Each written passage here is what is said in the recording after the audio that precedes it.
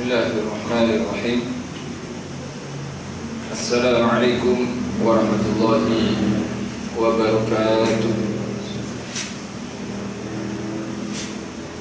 Nawaitu ta'allum wa ta'lim wa tadhakkur wa tadhkir wa nafa' wal intifa' wal ifada wal istifada wal hasanat masuk kitabillah wa sunnatul rasulih ibtigu ajlan bihi wa sawbihi ila hadrati sayyidina wa syafi'ina rasulillah alhamdulillah wa ala alihi wa sahbihi sallam wa sallallahu alaihi imam Abdullah bin Ali bin Muhammad al-Hajjaj wa ala alihi al-Islam bin Abdullah bin al-Syafiri wa ila arwahi walidina wa walidikum wa amwatina wa amwatikum wa amwatil muslimin amah wa man amara hadzal masjid sabiqan wa lahiqan wa man tasaddaqa fihi wa man abadallaha fihi innallaha taghashahum birahmah wal maghfirah wa yuskinhumul jannah wa yakhtimu lana wa lakum min husna fi khairin wa lutfin wa afiyah wa ila hadrati Nabi Muhammad sallallahu alaihi wasallam. Al-Fatihah.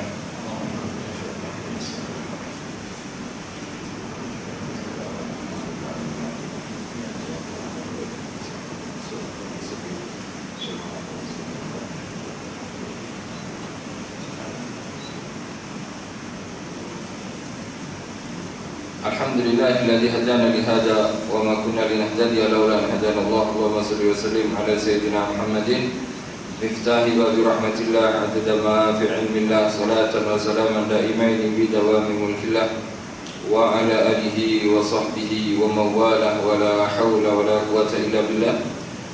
Rabbi shrah li sadri wa yassir li amri wa hlul 'uqdatam min lisani yafqahu qawli, amma ba'du. Yang dimuliakan oleh Allah Subhanahu wa taala, muslimin, hadirin, tuan-tuan rahimakumullah.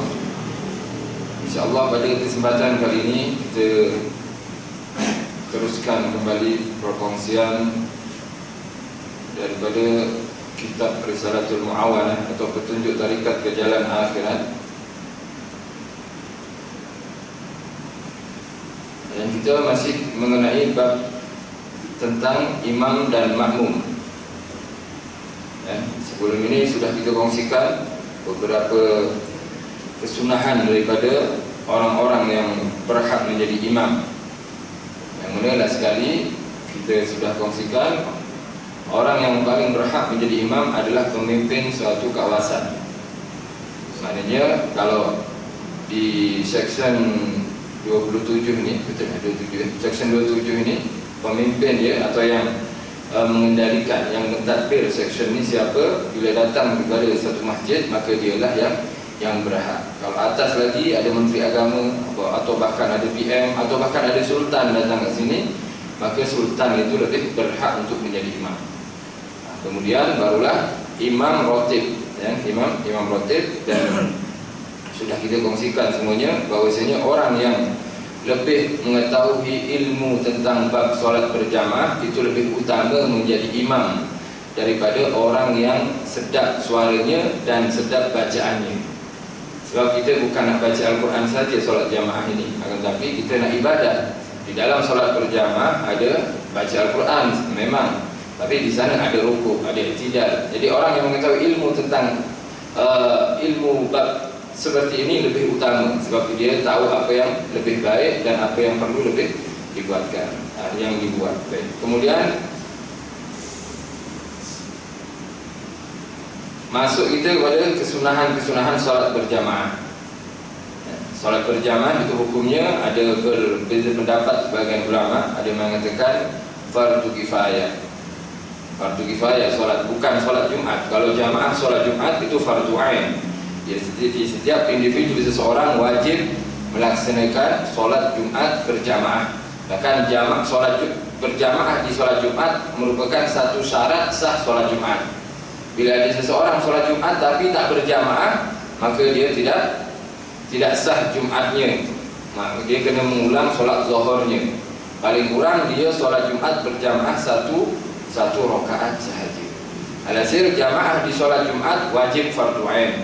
Adapun berjamaah di 5 waktu selain solat Jumat, ini hukumnya fardu kifayah. Ada yang mengatakan mu'tamad adalah sunnatun muakkadatun, sunnah yang digalakkan. Ada lagi yang mengatakan bahwasanya itu adalah fardu ain. Sebagian madhab memegang pendapat yang ketiga, solat berjamaah fardu ain. Maknanya orang yang tak solat Orang yang solat 5 waktu tapi dilaksanakan seorang-seorang, solat sendirian, dikira tak sah solatnya. Sebab mereka menganggap bahwasanya berjamaah adalah syarat sah solat 5 waktu. Dan ini bukan mazhab kita katanya. Mazhab kita Syafi'i, muktamadnya adalah sunnatun muakkadah. Masuk kepada kesunahan daripada solat jamaah itu sendiri. Yang pertama adalah utamakan shaf awal. Mesti ya. Wahai saudaraku, hendaklah anda menyegerakan diri untuk mendapat shaf awal, yakni barisan pertama, dan mendesak diri untuk mendapatkannya tanpa menyusahkan orang lain. Jadi kita digalakkan untuk shaf awal. Kita akan baca nanti keutamaan orang yang duduk di shaf pertama. Bahkan dikatakan pada sahabat Nabi Muhammad SAW berbagi-bagi atau bersegera dalam melaksanakan solat berjamaah, khususnya subuh. Mereka berangkat awal-awal. Sebab kenapa? Sebab nak cari shaf pertama. Nak cari shaf pertama. Kemudian awas jangan anda tapi kita mencari shaf pertama jangan sampai menyusahkan orang lain. Yang maksudnya macam mana? Maksudnya mungkin ada seorang yang dah penuh shaf pertama, ada kosong. Terus jangan kita lompat macam arnab macam tu.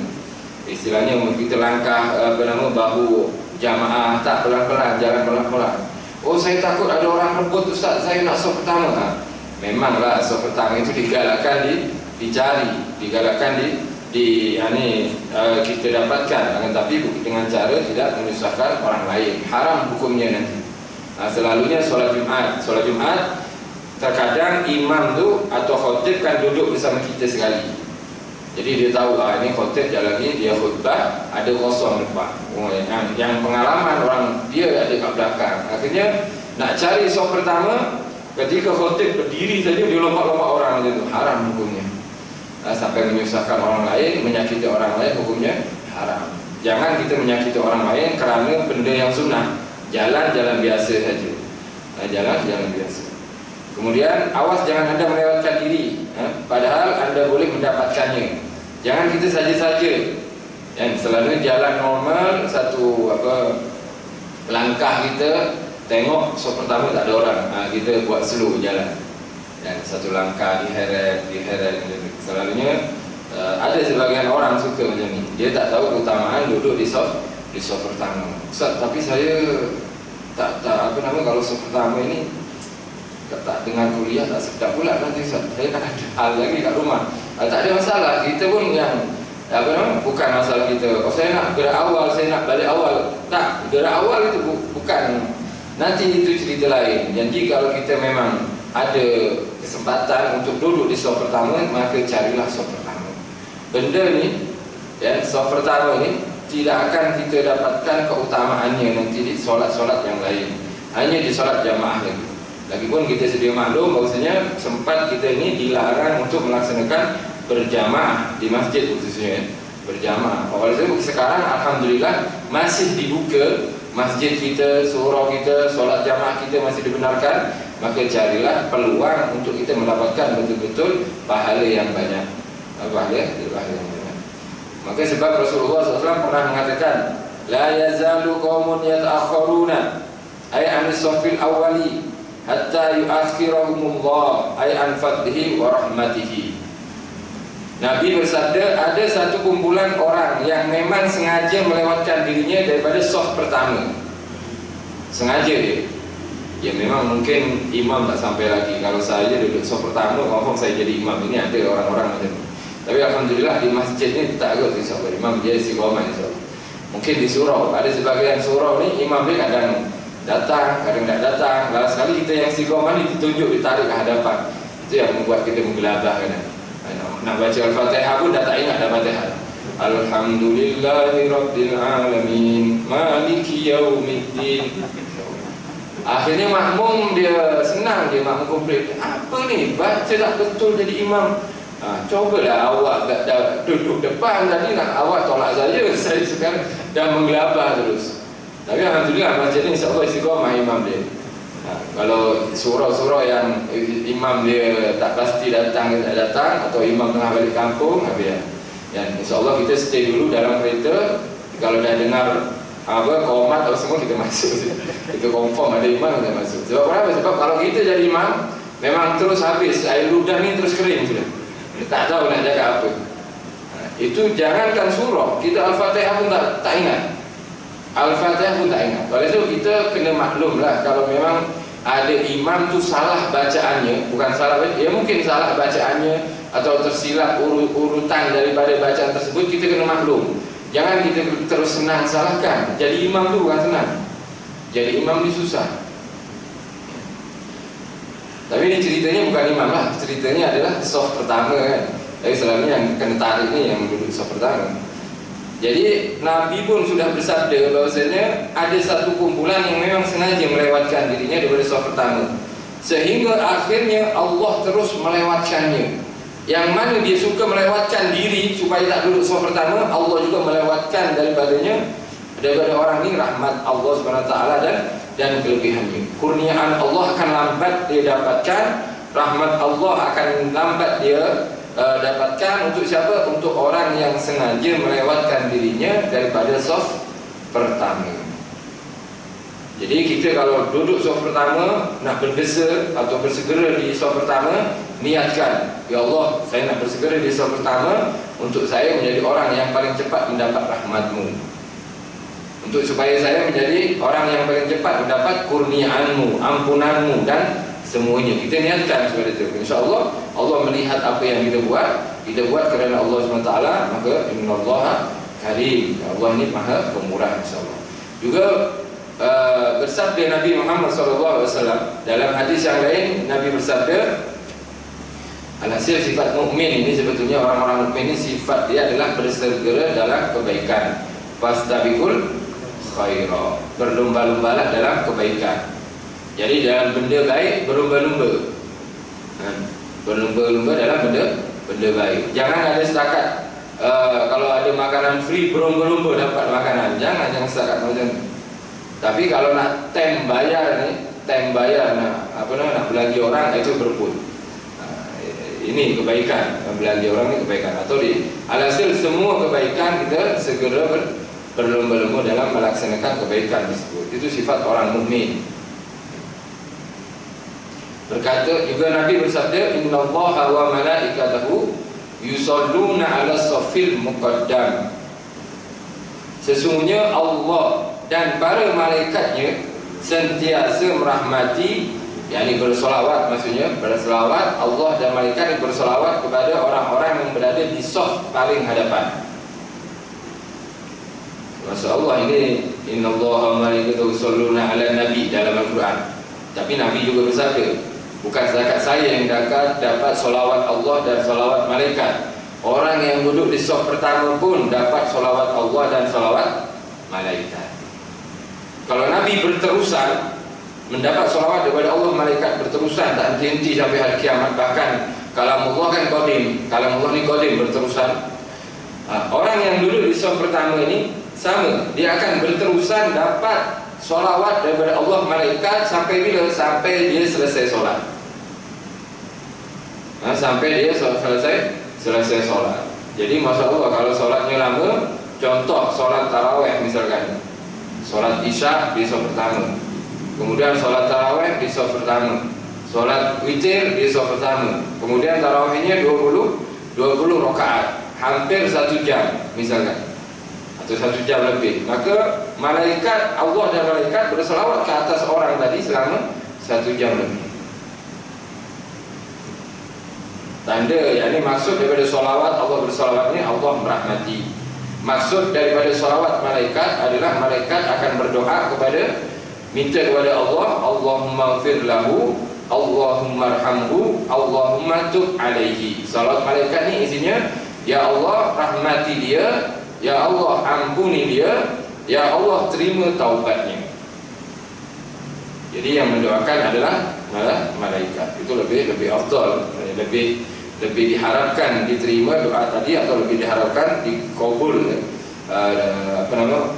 yang diterima oleh Allah Subhanahu Wa Taala. Rasulullah SAW salawat dan salam katanya selalu memohonkan istighfar bagi barisan pertama sampai 3 kali, dan bagi barisan yang kedua pula hanya sekali saja.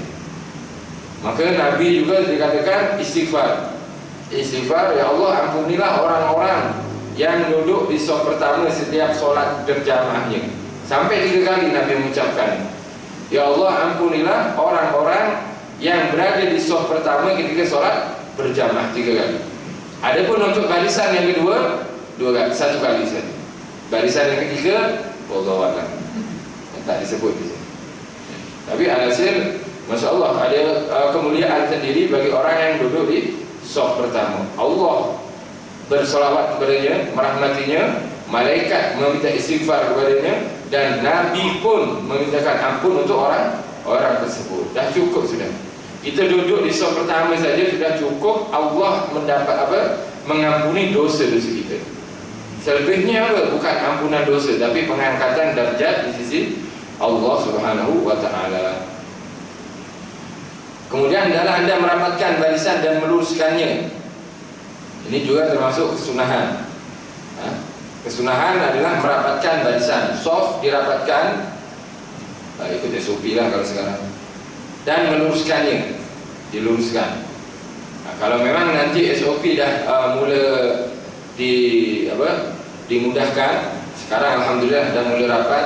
Kemudian nanti kalau dah rapat betul, maka sunnah kita ni bahu rapat dengan bahu sebelah orang sebelah. Bahunya rapat dengan bahu sebelah. Itu merapatkan softnya. Adapun meratakan softnya adalah dengan tumitnya. Tak peduli, tak kisah tumit tu besar ke, atau budak kecil ke, atau panjang ke. Ya, kaki dia kan ada yang panjang, ada yang tembang. Alhasil ada yang gemuk. Alhasil tumit dia jadi sama. Untuk orang yang duduk di atas kursi, maka samakan kursi bagian belakang tu. Kursi bagian belakang dengan soft, dengan tumit orang-orang yang solat berdiri. Kan betul kan? Kursi bagian belakang. Walaupun kita berdiri kat tengah soft, orang yang duduk kursi kan pastinya dia berdiri di depan kursinya. Tapi jangan sampai kursi itu tertolak belakang. Nanti sebab kenapa? Orang belakang tak boleh sujud kan? Sangkut kepala dia nak bangun. Kalau kursi jenis macam itu. Jadi sunnah. Dan juga kalau kita memang tak boleh merapatkan, masih belum dapat kebenaran solat di sini, mungkin dengan keluarga di rumah ya, atau di tempat khusus yang kita bukan solat berjamaah umum, bukan umum, mungkin ahli keluarga saja, maka rapatkan bahu antara bahu. Alhasil kalau memang kita tak boleh buat dua-dua, buat salah satunya. Jangan cakap ala soft tak rapat, tak payahlah luruskan, tak. Mala yutrak kulluh la yutrak kulluh. Sesuatu ini satu fadilah keutamaan dalam Islam, kebaikan ni, bila tak boleh buat semua, maka jangan ditinggal semuanya. Buat sesuatu. Jangan saya sepatutnya sunnah ni makan dengan tangan, tapi cuma ni tak ada air, makan dengan inilah sudulah, tak ada doa lah. Tak boleh doa, tak buat istilah, tak buat kesunahan dia. Tak, kalau memang tak boleh makan dengan menggunakan tangan, maka tak ada masalah. Jangan tinggal baca doa sebelum makan tadi. Sama dengan solat ini. Bila kita tak boleh merapatkan betul-betul rapat, maka paling kurang kita boleh meluruskan. Rasulullah SAW atau dikatakan, jika Anda menjadi imam, maka perintah itu lebih kuat di tanganmu. Sunnah bagi sesiapapun untuk memerintahkan atau meminta orang yang di sekitarnya untuk merapatkan dan meluruskan shaf, sunnah. Walaupun makmum itu sendiri. Tapi benda ini lebih digalakkan untuk imam. Sebab imam itu lebih didengar, suara ayat ini perkataannya lebih didengar. Untuk imam lebih digalakkan. Ditengok dulu Rasulullah SAW betul-betul diteliti. Betul diteliti ketika sahabat nak solat tu, betul-betul ditengok dia punya tumit para sahabat. Diperhatikan betul-betul. Macam itu juga yang telah dicontohkan oleh Rasulullah SAW pada para sahabat. Dan imam juga sunnah melihat kaki-kaki orang. Tak ada masalah dilihat lurus ke tak lurus. Ini sunnah hukumnya. Sebab kadang makmum, kalau dengan makmum ni ada yang tak boleh terima. Ada yang tak boleh terima. Kalau itu cakap, cik, depan sikit, aku dah lama duduk masjid ni, 30 tahun aku duduk masjid ni. Padahal masjid ni baru 20 tahun je. Tak tahu dia sebelum ni duduk kan. Tapi arogan tu adalah orang punya sifat, atau mungkin dia tengah banyak problem, banyak masalah kat rumah dia. So orang cakap macam tu dia tak nak dengar ya. depan sikit, luruskan soft. Terus dia pasang muka menakutkan. Alhasil kalau imam tak, kalau imam dia boleh terima. Sawu suakum, kalau tak faham bahasa Arab boleh janji difahamilah oleh makmum kan. Kita cakap Arab sawu suakum. Apa imam cakap ni tak faham. Dia tak ada keutamaan tak ada fadilah atau tak ada faedah juga akhirnya. Cakap luruskan soft, tuan tumit luruskan. Tapi jangan tunjuk orang nanti. Baju merah kau luruskan soft. Lari dia kat luar tak jadi solat. Takbil mau'idatil hasanah, yakni dengan mau'idah hasanah. Luruskan, rapatkan soft, rapatkan supaya syaitan tak masuk misalkan. Ada sebagian orang memang straight. Kalau cakap, ujung sana. Terus ditunjuk, itu pun membuat malu orang ni. Bukan memberi nasihat nama dia, dia memaki nama dia. Walaupun perkataan itu betul, tak boleh. Kemudian ini adalah suatu perkara yang penting dalam syarat yang ramai orang telah melalaikannya.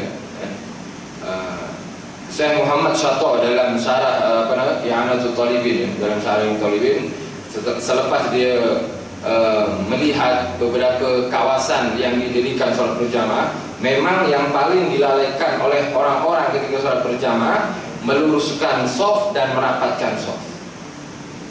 Memang itu lalai. Padahal kalau kita tak rapat ni hukumnya makruh. Kalau kita rapat, kita tak soft tak rapat misalkan, hukumnya makruh. Melainkan sekarang sudah kita tak boleh buat apa, kita kena akur dengan peraturan. Kalau kita boleh luruskan soft atau kita boleh rapatkan soft, tapi kita tak buat, makruh hukumnya. Makruh ni bukan makruh biasa, tapi makruh yang menghilangkan fadilah berjamaah. Orang lurus ikut line sini, ikut garis, awak tak setengah ke belakang sikit. Orang yang tak meluruskan soft ni nanti dia dapat makruh, bukan makruh biasa, tapi makruh yang menghilangkan fadilah berjamaah. Maknanya memang sah solat jamaah dia, tapi tak dapat pahala berjamaah.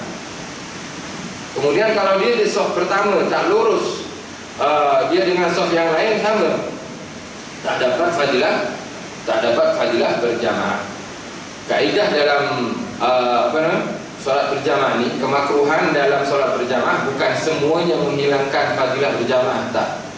Tapi kaedah dia adalah setiap kemakruhan yang hanya boleh dibuat ketika berjamaah, maka akan menghilangkan fadilah berjamaah. Contohnya meratakan soft, dia tak ratakan.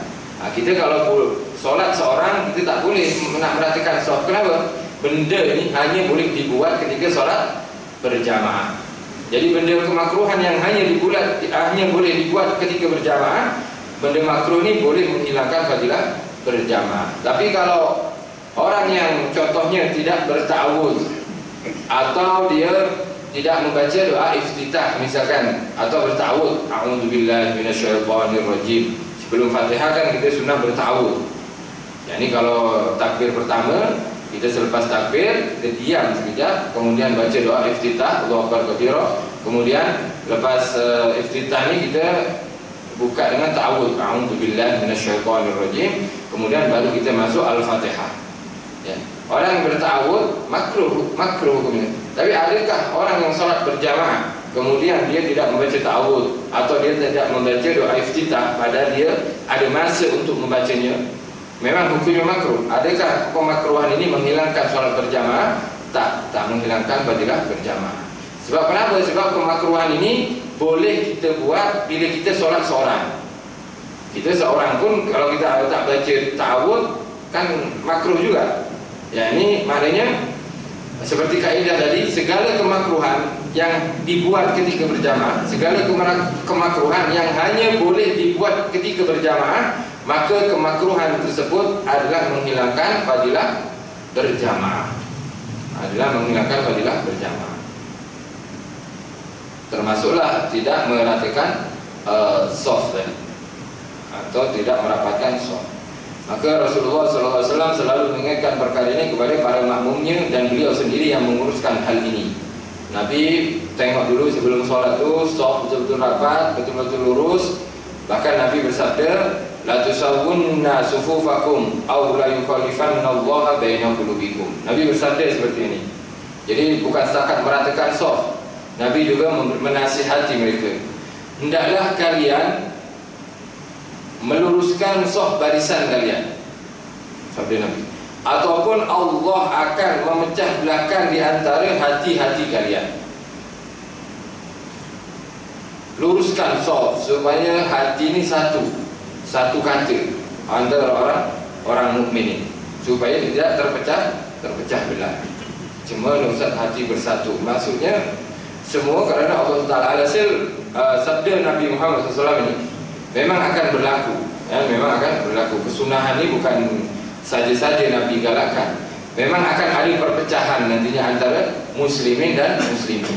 Termasuk sebab daripada perpecahan antara muslimin dan muslimin, bahkan antara kita sendiri pun dah banyak bergaduh. Akhir-akhir ni kan ramai orang gaduh. Jadi ada orang cakap macam ni, terus dia attack yang belah sana, baik bela lagi, gaduh semuanya. Tak sesuai dengan padahal mereka ini tujuannya adalah mengajak orang berdamai, mengajak orang untuk beribadah atau kembali kepada Allah Subhanahu Wa Taala. Tapi alhasil akhirnya mereka ini memecah belah umat. Jadi mana yang betul pening umat, mana yang betul ini salah, itu salah. Akhirnya mereka tak kembali kepada Allah Subhanahu Wa Taala. Termasuk sebabnya adalah ketika orang-orang itu solat sendiri adalah saf mereka tak disamakan. Ini sabda Nabi Muhammad SAW. Sebagaimana Nabi menyunahkan kan, kalau kita lepas makan malam kan kita sunnah. Jadi kita sunnah solat paling kurang 4 rakaat atau 2 rakaat. Untuk apa? Untuk supaya memberi masa bagi penghadaman kita. Jangan terus dibuat terus baring macam kan bahaya, nanti kencing manis terus naik apa semua, bahaya kepada kesihatan. Atau kita kalau nak jalan 70 langkah kan, 70 langkah. Ini kesunahan Nabi. Kalau tak buat kenapa? Ya ada sakit nanti. Seperti yang Nabi sabdakan ini juga, orang yang tidak meluruskan saf maka Allah risau memecah belahkan hati-hati kalian. Beliau yakni baginda Nabi Muhammad SAW sering menyuruh memenuhkan mana-mana tempat yang kosong. Kemudian kalau ada saf kosong, Nabi bersabda, "Walladzi nafsi biyadihi inni la ara syaitana yadkhulu fi hilalis safi ka'annahu al-hadaf."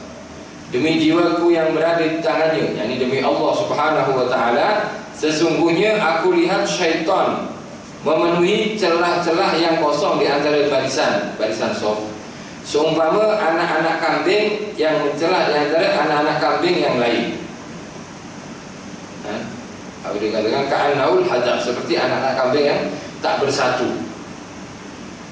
Bukan maknanya kalau kosong syaitan baguslah Ustaz, syaitan ikut solat sekali, ya, bagi masa, bagi tempat bagi syaitan. Bukan untuk solat syaitan, untuk merusakkan hati orang mukmin. Sebagaimana kalau binatang buas ni, harimau ke cita atau yang lain, kalau nak buru, nak ambil mangsa dia akan tengok mangsa yang sendirian, bukan mangsa yang ada dalam satu kumpulan. Sebab kalau ada satu kumpulan nanti ada yang kuat nanti. Ya, kalau dia nak ambil kerbau misalkan atau lembu misalkan, cari lembu yang seorang-seorang, ya, lembu yang sendiri, tak berkumpul dengan himpunan. Jadi syaitan pun macam itu juga.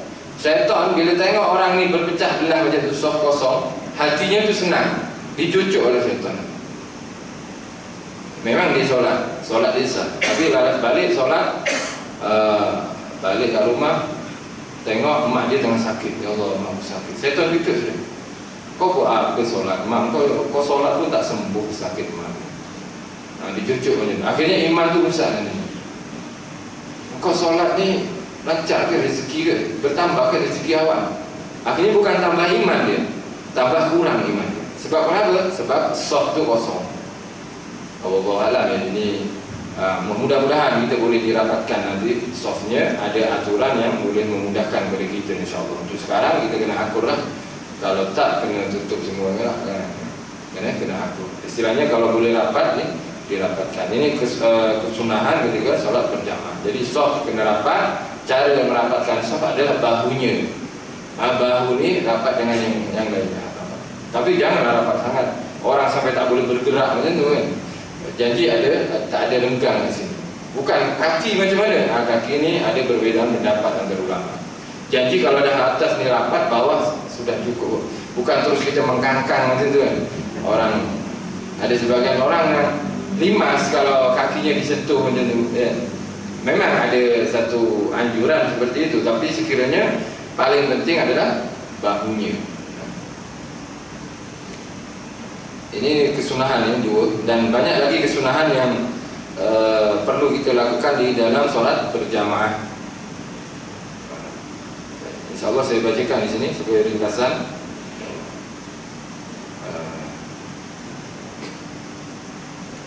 Terhilang.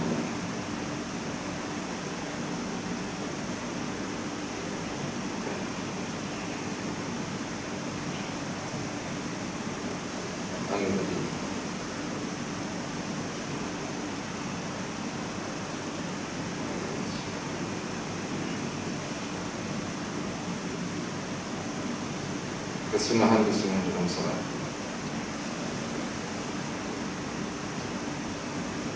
Yang pertama, al-qiyamu ila shalah ba'da faragil iqamah.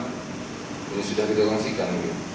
Jadi kesunahan yang pertama, berdiri untuk melaksanakan salat itu ketika selesai daripada iqamah. Sudah kita kongsikan ini. Kemudian yang kedua, meratakan shaf. Meratakan shaf dan imam lebih digalakkan. Kemudian bersegera di shaf pertama seperti yang sudah kita kongsikan. Lepas itu jahrul imam. Imam sunnah menguatkan suaranya. Lepas itu imam disunahkan menoleh ke kanan dan ke kiri ketika salam. Ketika salam, assalamualaikum, imam sunnah menghadap kanan dan kiri. Ada sebagian orang yang solat berjamaah tak buat benda ni. Akhirnya makmum dia pening. Imam ni dah habis solat ke belum? Memang saja imam ni supaya makmum tu diam je. Jadi selalunya orang assalamualaikum warahmatullahi wabarakatuh, kanan toleh kiri. Makmum ni nak kenakan apa? Imam tu nak kenakan makmum, dia jalan assalamualaikum. Janji dia dengar sendiri dan dia tak menoleh. Jadi dia main phone kat depan. Makmum dia tunggu di belakang ni. Lama kan? Apa lama sangat ni? Dalam sekali imam angkat phone. Halo, ya apa? Mau pening dia. Cuma kau tak salam lagi. Akhirnya yang batal makmum dia. Ini selalunya orang tak boleh lah buat di masjid, haram hukumnya. Ya, nah kena. Alhasil kemudian yang makruh ya. Solat jamaah kemakruhan dalam solat berjamaah adalah imam tu imam fasik atau imam yang ahli bid'ah. Ahli bid'ah yakni melakukan sesuatu yang baru yang tidak sesuai dengan ajaran Nabi Muhammad SAW. Bukan yang tak pernah dibuat Nabi, tak, kadang Nabi memang tak buat, tapi Nabi memerintahkan. Nabi kadang memang tak buat, tapi Nabi membenarkan. Benda itu juga termasuk sunnah, bukan termasuk bid'ah. Lepas itu kemakruhan berikutnya adalah imam belum disunat. Ini makruh. Kalau makruh macam mana Ustaz? Kalau makruh ya sudah tak dapat fadilah jamaah. Sebab melainkan kita nak melatih anak kita. Tapi jangan jadikan imam di masjid lah kalau bersunat. Tapi umur dia sudah 40 Ustaz. Lepas tu dah sunat? Belum. Baru masuk Islam. Jangan jadikan imam. Kemudian imam juga makruh bila seorang imam adalah orang yang selalu mengulang-ulang satu hurufnya, melatah misalkan. Ya, akan ada orang melatah, terkejut melatah dia. Takut apa? Takut tem dia baca Fatihah cicak jatuh. Habis lah. Mustaqim habis semua. Bukan batal solatnya, dia orang tak sengaja. Tapi makruh orang seperti ini. Janganlah ya. Takut sengaja atau orang menjerit kat luar, ikut menjerit je. Ada orang latah ni makruh jadi imam, melainkan dia boleh confirm lah, dia tak, aku tak melatah. Kalau solat aku tak melatah. Bab lain aku melatah misalkan. Ini boleh orang ini. Lepas tu melakukan apa nama? yakni melakukan solat berjamaah. Imam tu bukan imam yang sepatutnya, yakni melangkahi dia. Kan ada imam resmi di sini kan, ada nanti isya ada imam, saya duduk imam, jadi imam tanpa izin daripada imam yang sepatutnya jadi imam. Ini makruh juga hukumnya. Yang makruh juga adalah soft ketika tak rata. Soft bila bengkok tak lurus, itu makruh, boleh menghilangkan fadilah berjamaah. Juga terputusnya soft, terputusnya soft, ini makruh. Sama berdiri dengan imam, berdiri tumit sama, bukan mendahului. Kalau mendahului ini tak salah.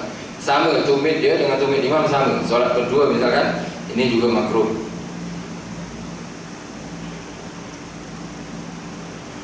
Juga membersamakan imam dalam perbuatan, makruh juga. Jadi contoh, imam nak rukuk, Allahu Akbar, sami Allahu liman hamidah, sama antara imam dan makmum, gerakan dia sama macam ni. Kan sepatutnya yang sunnah adalah kita biarkan imam tu rukuk dulu sampai sempurna ke keadaan rukuk, baru kita rukuk. Jangan kita lambat sangat, jangan kita imam nak iktidal baru kita nak rukuk. Ini makruh juga akhirnya, mengakhirkan diri sampai terlepas satu fi'il daripada imam. Jadi kalau imam dah sempurna rukuk, kita rukuk, sempurna iktidal, kita iktidal. Kalau benda sama ni, Allahu Akbar, sami Allahu liman hamidah, ini makruh. Makruh ini hanya berlaku ketika berjamaah. Oleh sebab itu kemakruhan seperti ini menghilangkan fadilah berjamaah. Sebab kenapa? Sebab makruh ni hanya boleh dibuat ketika berjamaah. Kalau kita solat seorang, nak sama dengan siapa kita? Ya kan, hanya boleh dibuat. Alhasil segala kemakruhan yang hanya boleh dibuat ketika berjamaah, maka kemakruhan tadi menghilangkan fadilah berjamaah. Seperti perkara tersebut.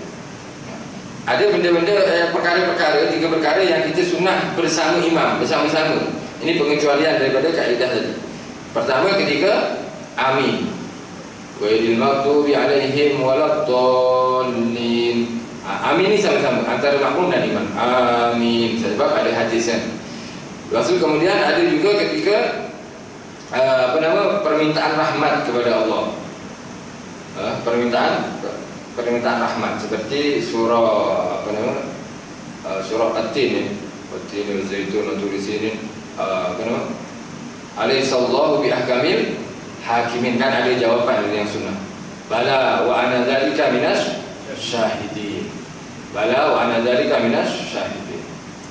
Atau di dalam surah inna alaina iyabahum summa inna alaina hisabahum. Hisabahum kan kita sunnah mengucapkan Allahumma dzikrinal jannata bighairi hisab. Itu sunnah sama-sama dengan imam. Ini dalam soalur rahman. Fa yu'adzibuhullahul adzabal akbar, kan sebelumnya itu ada ayat fa yu'adzibuhullahul adzabal akbar, menceritakan tentang azab Allah yang sangat besar, sangat menyakitkan. Maka sunnah kita Allahumma inni a'udzubika min adzabik, ya Allah aku berlindung darimu daripada azabmu. Ini isti'adzah, nama berlindung daripada api neraka atau siksaan Allah, atau meminta rahmat Allah Subhanahu wa taala. Ini sunnah bersama dengan imam. Kemudian yang ketiga, yang sunnah bersama, yakni sekali bersama dengan imam, adalah perkataan fa innaka taqdi wa la yuqda 'alaik wa innahu la yadhillu man 'adait wa la ya'izzu man wa la yadhillu man wa la yadhillu man adait, dalam kunut subuh atau kunut witir Ramadan. Jadi 3 perkara ini sunnah. Disunahkan kita mengucapkannya bersama dengan imam. Ketika amin, ketika minta rahmat kepada Allah, ketika ada ayat yang dibaca tu, ayat rahmat atau ayat azab, kita berlindung daripada azab, itu sunnah mengucapkannya bersama dengan imam. Yang ketiga adalah ketika sanad pujian kepada Allah masa kunut, yakni kalimat fa innaka taqdi wa la yuqda 'alaik. Kan selalunya imam, ada sebagian imam dia tak baca kuat, ada sebagian imam dia terus dia maintain, dia suara dia macam tu, tak ada masalah gitu. Yang penting kita makmum sama, bacaan tu sama kan. Fa innaka taqdi wa la yuqda 'alaik wa innahu la yudhillu man walayt wa la yuzillu man adait. Rabbana tabarakta, maha suci engkau ya Allah Rabbana wa ta'ala, falakal hamdu ala ma qadait, nastaghfiruka wa natubu ilaik. Kemudian salawat tu kita amin sudah. Wa sallallahu ala sayyidina Muhammadin, amin. Jadi mulanya bertanya Allahumma hadina fiman hadait, amin, wa afina fiman afait, amin, amin, amin, amin, amin, sampai fa innaka taqdi wa la yuqda 'alaik. Kita baca sama. Tapi jangan ikut menjerit juga. Ya, nanti pening makmum ni cuma ada satu imam. Istilahnya kita baca sebab kita juga. Jangan wah ini apa tu ya? Ya rusak jadinya. Ini pengecualian yang sepatutnya bila makmum gerakannya sama dengan imam makruh hukumnya sepatutnya. Tapi bab ni yang tiga ni tak makruh. Bahkan kalau kita baca Fatihah kan, ada sebagian imam, sebagian ulama mengatakan makruh juga. Imam baca Fatihah. Bismillahirrahmanirrahim. Alhamdulillahirabbil alamin. Kita ikut bacaan sama. Tak ada hajat, tak ada apa, bukan saya tak hafal Ustaz. Saya kena baca sama baru saya hafal. Ini lain ni hajat ni ada kebenaran lah di sana. Tapi kalau tak ada hajat jangan. Eloknya biarkan imam baca Fatihah dulu, kemudian kita baru baca Al-Fatihah. Itu yang disunahkan. Kalau itu yang disunahkan. Yang terakhir, yang kemakruhan dalam solat adalah solat seorang dalam sof. Kalau tak ada kan kena tarik orang tu. Kalau sof yang penuh kita kena tarik depan kita. Tapi kena tahu yang ditarik tu kiranya faham. Kalau tak faham kena tumbuk nanti kita. Bahaya nanti fitnah. Jadi sekiranya ini satu jamaah ni hadir kuliah, dia faham. Jadi tak tarik dia mundur. Syarat kedua yang ditarik tu bukan soft berdua dengan bukan dua orang saja soft pertama. Contoh tempat ni sempit, cukup dua orang, yang belakang ni seorang. Tarik belakang dia pula maju ke hadapan. Ini tak boleh, tak perlu tarik lah kalau tempat macam ni. Jadi kita kena tarik ni jangan tarik kuat-kuat, nanti jatuh pula orang. Haram hukumnya ni. Juga yang dimakruhkan adalah keadaan imam tu lebih tinggi daripada makmum. Tempat imam tinggi, melainkan untuk mengajar orang. Ini makmum saya tak tahu tentang rukun-rukun solat, so saya kena tinggi sikit supaya mereka nampak saya solat. Ini tak makruh. Tapi kalau tak ada hajat, tak ada apa, imam lebih tinggi daripada makmum, makruh hukumnya. Dan juga mubalik bila tidak diperlukan, tak perlu mubalik sudah. Mubaliknya apa? Mubaliknya orang yang menjerit. Kalau memang cukup suara imam Allahu Akbar, semua makmum boleh dengar, ya sudah, makmum diam je lah. Jangan kita jadi Allahu Akbar, orang jerit-jerit juga, makruh hukumnya. Bahkan boleh membatalkan solat nanti. Bila mubalik ini boleh membatalkan solat, bila dia menguatkan suaranya untuk tujuan memberitahu kepada makmum yang lain. Tujuannya hanya nak bagi tahu, itu boleh batal solat. Kalau dia menguatkan suara untuk zikir, ini tak batal, tapi makruh. Mubalik yang menguatkan suara, kalau lampu padam atau mic ni bateri habis misalkan contoh, atau putus dia punya wayar ke, tak ada suara imam, kita sunnah mubalik. Tapi jangan sampai dengan kita menguatkan suara, kita niat untuk membagi tahu kepada makmum. Setakat saya nak bagi tahu makmum, imam dah berdiri, imam dah rukuk, imam dah sujud. Kalau setakat tujuan dia nak bagi tahu, boleh batal solatnya. Dalam kitab yang Al-Talibin disebut seperti itu. Tapi kalau dia niat zikir, saya niat zikir Ustaz, dan sekali bagi tahu, itu tak batal. Tapi eloknya kita kalau kuatkan suara niat zikir. Niat zikir Allahu Akbar, Sami Allahu liman hamidah, contohnya. Niat zikir, kuatkan suara niat zikir, maka tak membatalkan solat. Mudah-mudahan Allah SWT memberikan kita ilmu manfaat, insya-Allah. Apa yang kita ketahui daripada kesunahan solat berjamaah, kita laksanakan sama-sama. Apa yang dimakruhkan dalam solat berjamaah, kita jauhi sama-sama, sebab perkara tersebut boleh menghilangkan fadilah berjamaah. Mungkin ini saja yang saya boleh sampaikan. Ada salah silap, minta maaf. Bismillahirrahmanirrahim. Alhamdulillahirabbil alamin. Allahumma shalli wa sallim ala sayyidina Muhammadin wa ala ali sayyidina Muhammad. Rabbana anfa'na bima 'allamtana, Rabbi 'allimna alladhi yanfa'una, Rabbi faqihna wa faqih ahlana wa qarabatin lana fi dinina ma'ahli kutri unsa wa dhakar. Rabbi wafiqna wafiqhum lima tartadi qawlan wa fi'lan karama, warzuqil kulla halalan da'ima, wa akillat ulama nuhda bil khairi wa nukfa kulla syar. Rabbana aslih lana kulla syu'un, wa akil rabbir ridha minkal uyun, waqdi anna rabbana kulla duyun, qabla an ta'tiyana rusul manun, waghfir istur anta akram man satar. Wa salatullahi tashal mustafa man ilal haqi da'ana wal wafa, bi kitabin fi linasi shifa, wa ala al-ali al-kirami syurafa, wa ala sahbihi wa sahbihi al-gurar. Allahumma hdina bihudak, waj'alna mimman yusari'un fi ridak, wa la tuwallina waliyan siwak, wa la taj'alna mimman khalafa amraka wa 'asab. Wa hasbunallahu wa ni'mal wakil, wa la hawla wa la quwwata illa billahil aliyyil azim. Wa sallallahu ala sayyidina Muhammadin nabiyil ummi wa alihi wasallam. Alhamdulillahirabbil alamin. Al-Fatihah. Bismillahirrahmanirrahim.